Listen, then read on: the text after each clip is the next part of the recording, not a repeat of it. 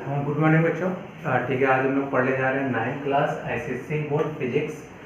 इससे पहले हम लोग ने इसका पार्ट ए पढ़ लिया था। हम लोग ठीक है पार्ट बी पढ़ने जा रहे हैं, image formation in a pair of mirror.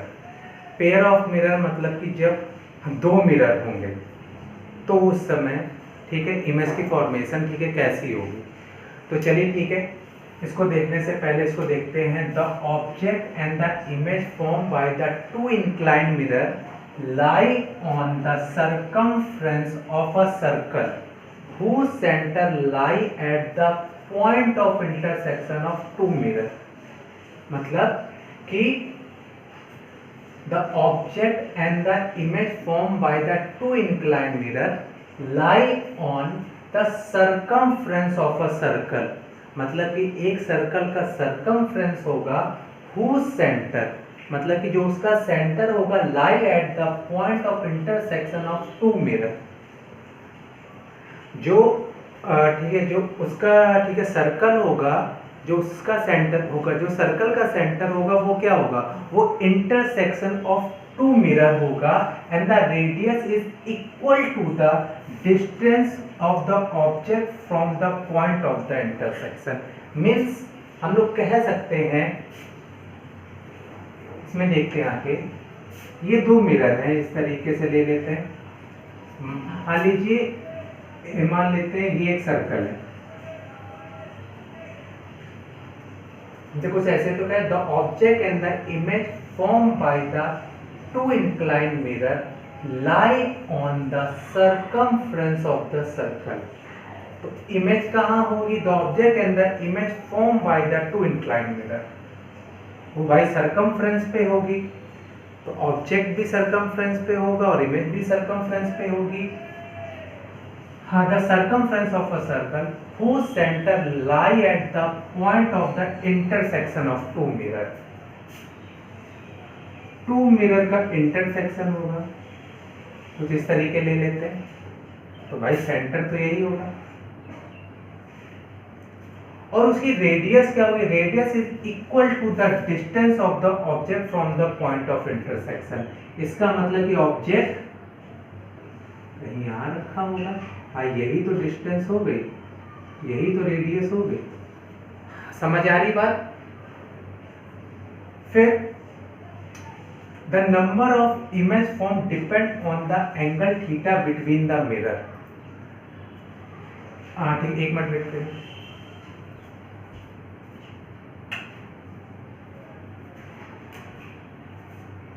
जो भी हम, the number of image form depend on the angle theta between the mirror. अब उसके बाद भाई ये दो मिरर हैं, इनके बीच में कोई एंगल बन रहा होगा, ये एंगल थीटा ले लेते हैं। तो इमेज कितनी फॉर्म होंगी, तो ये डिपेंड करता है थीटा पे। मान लीजिए ये ऑब्जेक्ट है, अब ये ऑब्जेक्ट के बाद इमेज बनेगी कितनी। हम लोग कभी भी ठीक है सैलून वगैरह में जाते हैं, वहाँ पीछे देखो, अगर ठीक है पीछे शीशा लगा होता है, अगर मिरर है तो मिरर के अंदर इमेज बनती है। तो डिपेंड करता है, तो उसी तरीके का केस है कि इमेज बनेगी कितनी, 1 2 3 4, ठीक है। फिर तो ये डिपेंड करेगा एंगल थीटा पे कि दो मिरर के बीच में ठीक है एंगल कितने डिग्री का है। ठीक है, हमने कहा नंबर ऑफ इमेज फॉर्म, जो इमेज फॉर्म करेंगे 360 अपॉन थीटा। मान लीजिए यहाँ आया 72 डिग्री थीटा है, ठीक है। तो इमेज कितनी फॉर्म करेंगी, तो 360 अपॉन 72 इक्वल 5 आएगा। तो ये ऑड नंबर आया, ठीक है। कभी भी नंबर ऑफ इमेज ऑड आए तो उसके लिए क्या करते हैं, number of image is an when the object is placed asymmetrically between the mirror। जो ऑब्जेक्ट है वो बिटवीन द मिरर रखा हो लेकिन हमारा ठीक है असिमेट्रिकली होगा, तो ये 5 इमेज बनेंगे, ठीक है। मान लीजिए दो मिरर के बीच का एंगल है 72, तो इमेज कितनी फॉर्म होंगी, हमने 360/72 किया, 5 आया। अगर ऑब्जेक्ट हमारा मिरर के बीच में ठीक असिमेट्रिकली रखा होगा तो 5 बनेगी। इक्वल है, लेकिन जब हमारा ठीक है ऑब्जेक्ट मिरर के बीच में सिमेट्रिकली रखा होगा तो एक कम बनेगी। तो 5 माइनस 1 4, ये हमको गिवन होगा कि ऑब्जेक्ट सिमेट्रिकली रखा है कि असिमेट्रिकली। अगर सिमेट्रिकली रखा है तो नंबर ऑफ इमेज होंगी 4, और ऑब्जेक्ट असिमेट्रिकली रखा है तो नंबर ऑफ इमेज होंगी 5। ठीक है, फिर उसके बाद करते हैं दूसरा केस। दूसरा केस क्या कह रहा है, n equal 360 upon theta is even, means 360 upon theta. अब मान लीजिए थीटा मान लेते 60 है, तो 360 अपॉन 60 तो ये 6 आया। तो भाई 6 इवन है ना, 6 इवन है। मान लीजिए इन दोनों के बीच का एंगल अब 60 है, तो भैया n की वैल्यू कितनी आई, 6 आई, जो कि एक इवन नंबर है। तो जब भी इवन नंबर होगा, number of image is form always n-1 for all the position of the object. ठीक, अब ऑब्जेक्ट चाहे सिमेट्रिकली रखा हो चाहे असिमेट्रिकली रखा हो, अगर इवन नंबर आया डिवाइड करने पे 360 को ठीक है थीटा से डिवाइड करने पर अगर इवन आया तो इमेज हमेशा कितनी बनेगी, 6 माइनस 1 इक्वल 5। मतलब कि अगर मान लीजिए यहाँ 30 डिग्री था, ठीक है, ठीक है, डेफिनेशन को रफ कर देते हैं। मान लीजिए अब की बार एंगल 30 डिग्री है, तो 360 अपॉन 30 इक्वल 12, तो इवन नंबर है, यहां आएंगे तो इमेज कितनी बनेगी,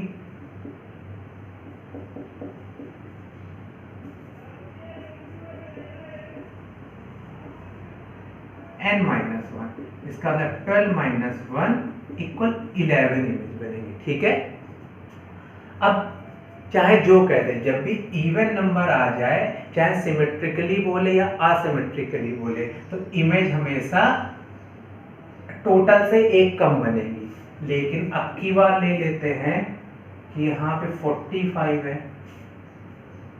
ना, इवन नंबर आएगा।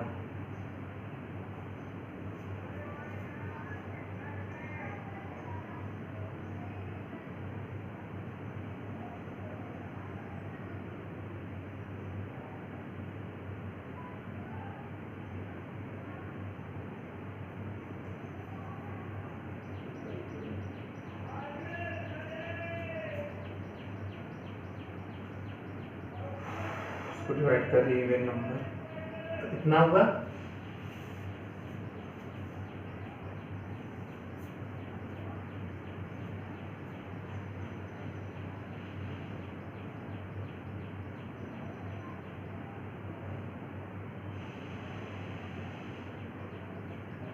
चलिए मान लेते हैं अब की बार जो थीटा है वो है 120, तो n इक्वल 360 अपॉन 12, ठीक है 120, तो 120 आया 3, तो 3। अब बेटा सोचो इमेज कितनी बनेगी, 3 बनेगी कि 2 बनेगी। तो हमें बेटा एक चीज दी जाएगी कि ऑब्जेक्ट इज प्लेस बेटा असिमेट्रिकली होगा,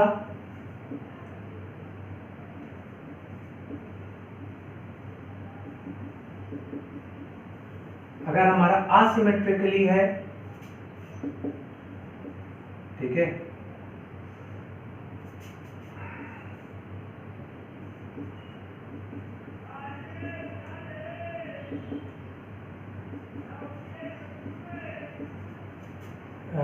ठीक है, ऑब्जेक्ट प्लेस असिमेट्रिकली, देन जो इमेज फॉर्म होंगी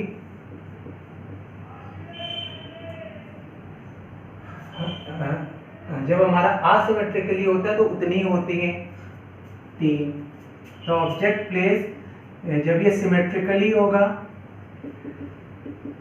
ये हमको गिवन होगा कि ऑब्जेक्ट सिमेट्रिकली रखा है कि असिमेट्रिकली। जब हमारा सिमेट्रिकली रखा होगा तो एक कम होगी, 3 माइनस 1 इक्वल 2, बस ये याद रखिएगा। जब हमें ऑड आएगा तब हमें चेक करना है कि ऑब्जेक्ट सिमेट्रिकली है कि असिमेट्रिकली है। जब हमारा डिवाइड करने पे इवन आ गया तो हमें चेक नहीं करना, इमेज उससे एक कम होगी। ठीक है, please note down.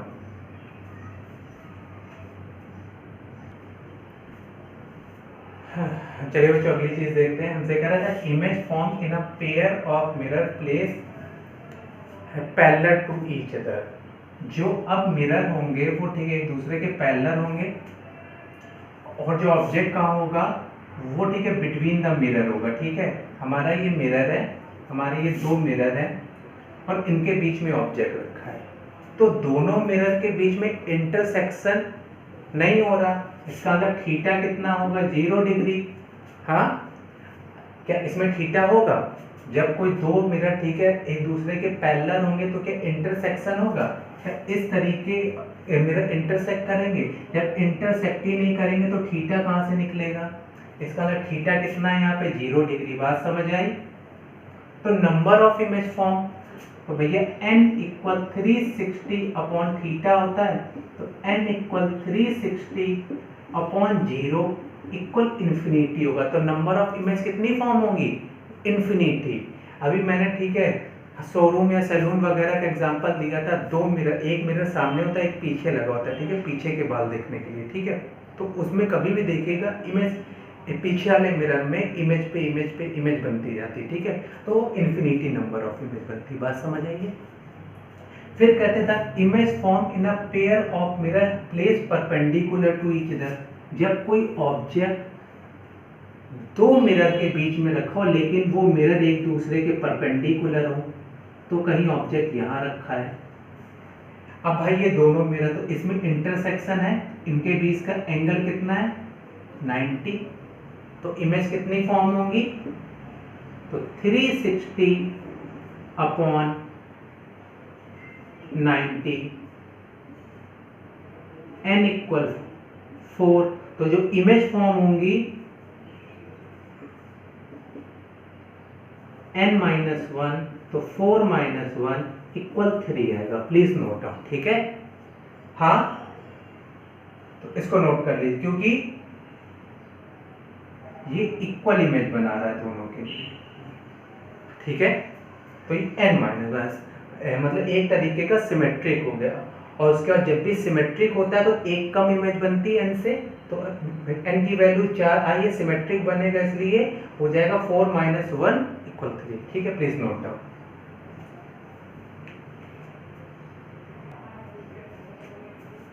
Use of plane mirror. ठीक है, एक प्रॉपर्टी में आपको प्लेन मिरर की बता दूं, इससे पहले भी बता चुका। जैसे प्लेन मिरर है, यहां से यहां तक की डिस्टेंस अगर 5 मीटर है, यहाँ ऑब्जेक्ट रखा है, तो ऑब्जेक्ट की हाइट भी सेम होगी।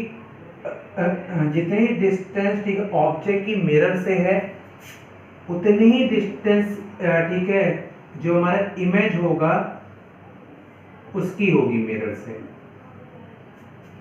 ये हमारा ऑब्जेक्ट है,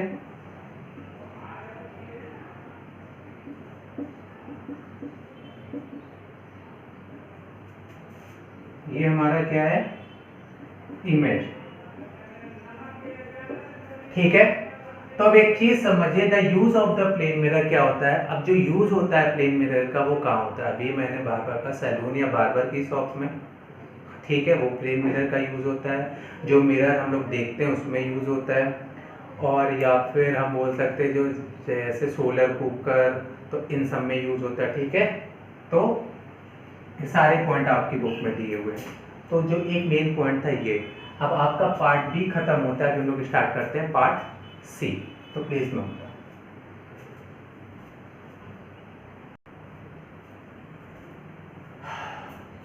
चलिए बच्चों पार्ट सी करते हैं, स्फेरिकल मिरर। अब एक स्फेरिकल मिरर क्या होता है? मान लीजिए एक स्फेयर बना देते हैं, ठीक है। अब हमने एक स्फेयर बना दिया, ठीक, थोड़ा सा कट कर देते हैं, थोड़ा सा कट कर देते हैं, ठीक है। कुछ इसी तरीके तो होगा। A reflecting surface which is a part a sphere is called the spherical mirror। अब हमारे पास दो तरीके के स्फेरिकल मिरर होते हैं, कॉनकेव और कॉन्वेक्स। हमारा पेट, ठीक है, कॉनकेव, ठीक है, कॉनकेव, तो ये हो जाएगा कॉनकेव, और ये बेटा अंदर की तरफ है। हमें, ठीक है, जब भी देखें तो अपनी तरफ से देखें, लेफ्ट हैंड की तरफ से देखें, लेफ्ट हैंड की तरफ से, ठीक है। तो ये कॉनकेव और ये कॉन्वेक्स।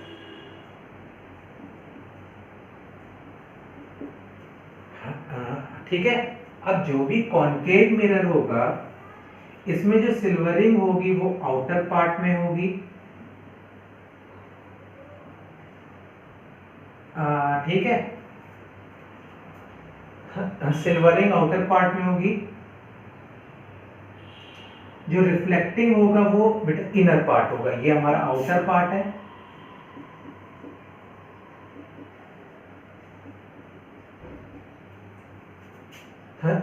ये सिल्वरिंग है, और ये हमारा रिफ्लेक्टिंग पार्ट है, ये इनर पार्ट,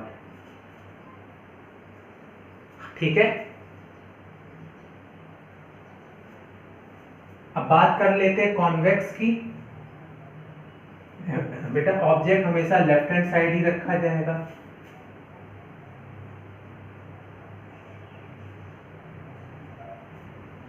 ठीक है। अब बात कर लेते हैं कॉन्वेक्स की, ठीक है। इसमें जो सिल्वरिंग होगी वो इनर पार्ट में होगी, और ऑब्जेक्ट हमारा ऐसे प्लेस होगा, ये मिरर ऐसे प्लेस होगा, ठीक है, ये ऑब्जेक्ट प्लेस होगा, ठीक। और रिफ्लेक्टिंग सरफेस इनर होगा, ठीक है। यहां से इमेज, तो बेटा ये इनर पार्ट है। अब पूछो सर ये इनर कैसे है? बेटा इस स्फीयर को देखो पूरे को, भाई इसी स्फीयर से तो दो मिरर निकले, एक कॉनकेव एक कॉन्वेक्स, ठीक है। ये पार्ट, इसको इस तरीके उठाओ, ऐसे रखो, तो ये पार्ट आउटर है, ये पार्ट आउटर है। लेकिन जब हम लेंगे कॉन्वेक्स, जब हम कॉन्वेक्स लेंगे तो भाई इस पूरे स्फीयर को देखो, तो ये पार्ट इनर है। तो बताओ, इसको अगर ऐसे रख देंगे तो भाई इसको हम ऐसे उठा के रखेंगे, ये पार्ट इनर है ना। बताओ इस स्फीयर के हिसाब से ये पार्ट बेटा इनर है ना, इसको अगर ऐसे उठा के रख दे तो ये इनर पार्ट हुआ, ये पार्ट आउटर है ना, तो ये आउटर पार्ट हुआ। तो इसमें इनर पार्ट में सिल्वरिंग होती है और इसमें आउटर पार्ट में सिल्वरिंग होती है। एक स्फीयर लो गोला, उसको बीच से काटो, ये ऐसे रखो, ये आउटर पार्ट है। कॉनकेव मिरर में सिल्वरिंग आउटर पार्ट में होती है, रिफ्लेक्टिंग सरफेस अंदर की तरफ होता है, इनर पार्ट में। बेटा ये हमारा, ठीक है, कॉनकेव है, स्फीयर ये कॉन्वेक्स है। स्फीयर को देखो तो ये पार्ट अंदर है, ठीक है। इसको अगर ऐसे रखेंगे तो सिल्वरिंग बेटा अंदर की तरफ हुई, ठीक है। आपको बाहर लग रहा होगा, लेकिन अगर इस स्फीयर के हिसाब से देखोगे तो स्फीयर में ये पार्ट अंदर का है ना, और इसको ऐसे ही रख दो तो भैया सिल्वरिंग अंदर की तरफ है, ठीक है। जो रिफ्लेक्टिंग पार्ट है वो ये वाला पार्ट हुआ ना, ये वाला पार्ट हुआ ना, इधर वाला। तो भैया देखो रिफ्लेक्टिंग सरफेस हमारा आउटर होता है, और ठीक है, इसमें सिल्वरिंग कहाँ होती है? इनर पार्ट में, ठीक है। तो प्लीज नोट डाउन।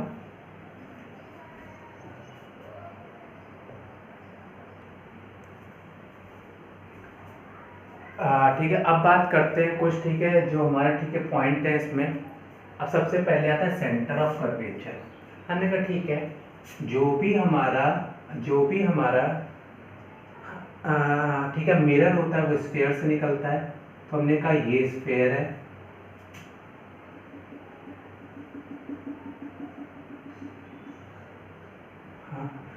ठीक है पूरा। तो हमारे कुछ स्फीयर के फॉर्म में है, और ठीक है, इससे हमने ये मतलब इतना मिरर निकाल लिया। अब सीधी सी बात है, ये कॉनकेव है तो ये सिल्वरिंग आउटर पार्ट में है। अब centre of curvature, centre of curvature क्या होता है? पूरे स्फेयर का जो सेंटर होगा, सेंटर ऑफ कर्वेचर क्या होता है, पूरे स्फेयर का सेंटर, इसे कहते हैं सेंटर ऑफ कर्वेचर, ठीक है। The radius of a curvature, the distance between the mirror and the centre of curvature is called the radius, ठीक। फिर पोल,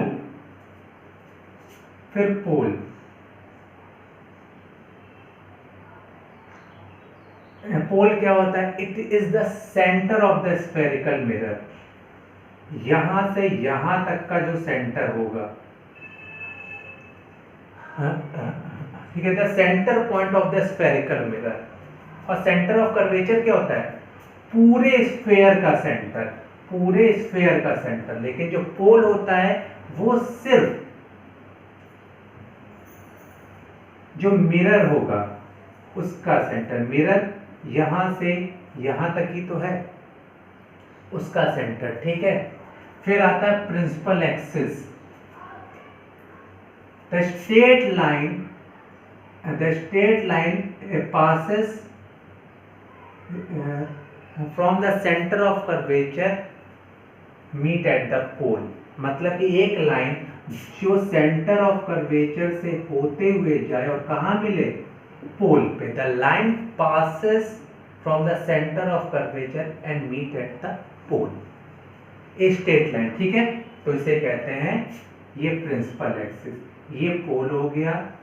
अब सेंटर ऑफ कर्वेचर से, ठीक है, पोल तक की डिस्टेंस रेडियस कहलाती है।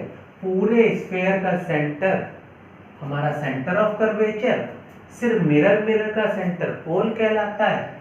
और एक हमारी स्ट्रेट लाइन जो सेंटर ऑफ कर्वेचर से होते हुए, ठीक है, पोल तक जाती है, उसे कहते हैं principal axis. Please note down, इसकी डेफिनेशन बुक्स में है, इसको आप समझ लीजिए, डेफिनेशन अपने आप याद हो जाएगी, ठीक है। Please note.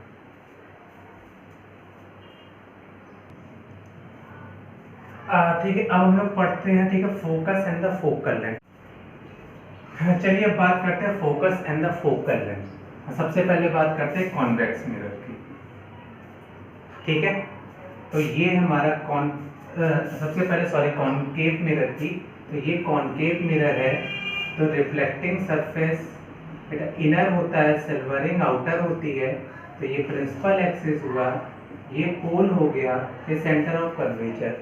अब इसमें रे ऑफ लाइट पास करते हैं, मान लीजिए रे ऑफ लाइट पास करी, दो रे ऑफ लाइट लेते हैं। कॉनकेव मिरर में जो भी रे ऑफ लाइट जाती हैं वो रिफ्लेक्ट हो जाने के बाद कन्वर्ज होती है एक पॉइंट पे, ठीक है। तो ठीक है, एक पॉइंट पे कन्वर्ज होती है, ठीक है। तो इसका मतलब क्या है, when the ray of light, ठीक है, when the parallel ray of light striking on the concave mirror, ठीक है, after reflection they meet at a point and this point is known as the focus। means जब बहुत सारी, ठीक है, parallel ray of light strike करती है concave mirror पे, रिफ्लेक्शन के बाद ये हमारे एक पॉइंट पे मीट करती है, उसी पॉइंट को कहते हैं focus. When the parallel ray of light strike on the concave mirror after reflection they meet at a point and this point is known as focus. उसके बाद फोकल लेंथ क्या होती है, the distance between the focus and the pole, pole और focus के बीच के distance. तो distance between pole and focus, ठीक है। बात करते हैं कॉन्वेक्स मिरर की। ये कॉन्वेक्स मिरर है, तो जो सिल्वरिंग होती है वो इनर पार्ट में होती है, ये पोल हो गया, ठीक है। अब उसके बाद क्या करते हैं, रे ऑफ लाइट पास करते हैं, दो हमने रे ऑफ लाइट पास करी। इसमें क्या होता है, रिफ्लेक्शन के बाद ये होती है कन्वर्ज, लेकिन ये डाइवर्ज हो जाती है, ठीक है ना। कॉन्वेक्स मिरर में रे ऑफ लाइट डाइवर्ज हो जाती है। क्या ये मीट करेंगी कभी दोनों लाइट रिफ्लेक्शन के बाद? नहीं, they are appear to meet.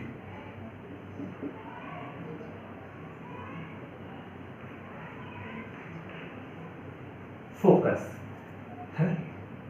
when the parallel ray of light strikes on a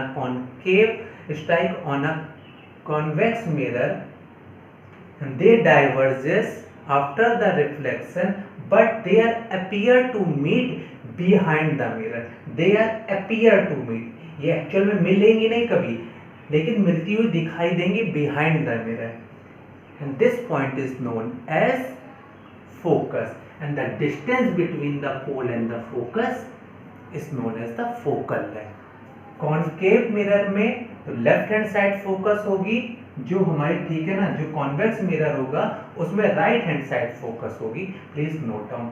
तो इसमें हमें फोकस पे मीट करते हैं रिफ्लेक्शन के बाद, लेकिन जो इसमें रे ऑफ लाइट होती हैं वो डाइवर्ज हो जाती हैं, तो ये दोनों कभी लाइटें नहीं मिलेंगी, ये तो ऐसे चलती चली जाएंगी, लेकिन they are appear to meet at a point, and this point is known as the focus of the convex mirror, ठीक है। And the distance between the pole and the focus is known as the focal length. Please note down.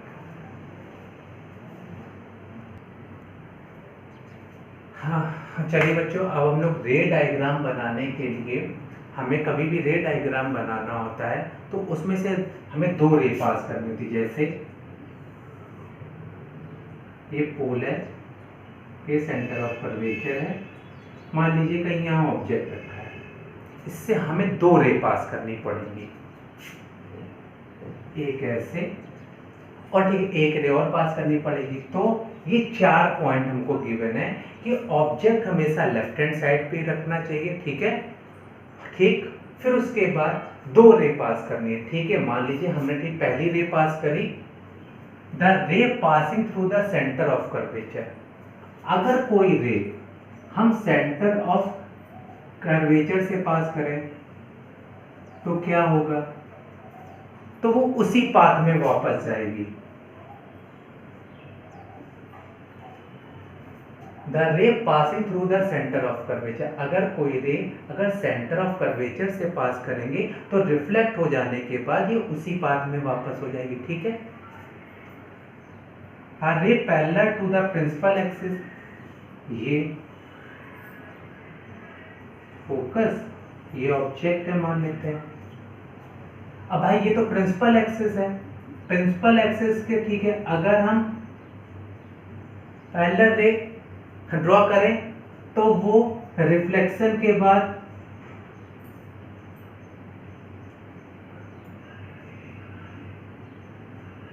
Focus से होकर जाएगी,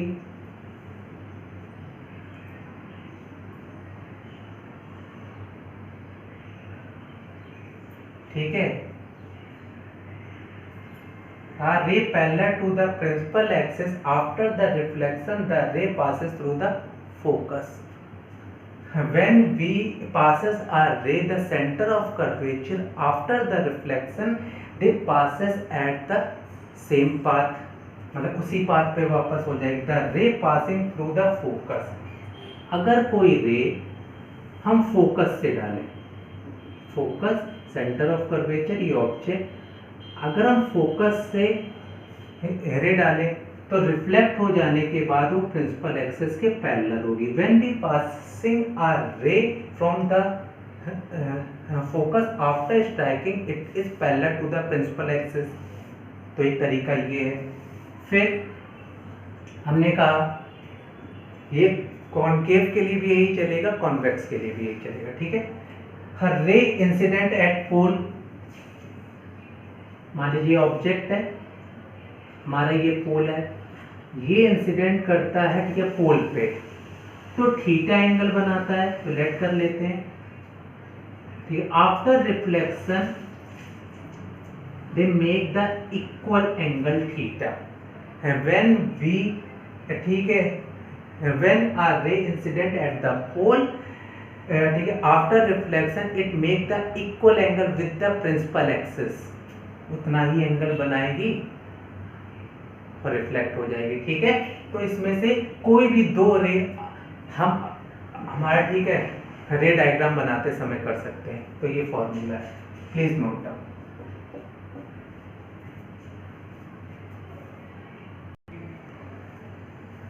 बच्चों ये आपका homework है, आप लोगों को रे डायग्राम बनाने सारे, फिर उसके बाद लर्न करना पार्ट बी पार्ट सी, और इसके जो न्यूमेरिकल हैं और जो साइन कन्वेंशन है वो हम अगली क्लास में बताएंगे। और उसके साथ ठीक है आपको यूज़ करना है कि आपको लर्न करना है the use of the concave and the convex mirror, the difference between the concave and the convex mirror. ये हमारा थ्योरेटिकल पार्ट है, लास्ट ईयर भी आप लोग को मैं पढ़ा चुका हूँ। ठीक है, तो प्लीज़ नोट डाउन।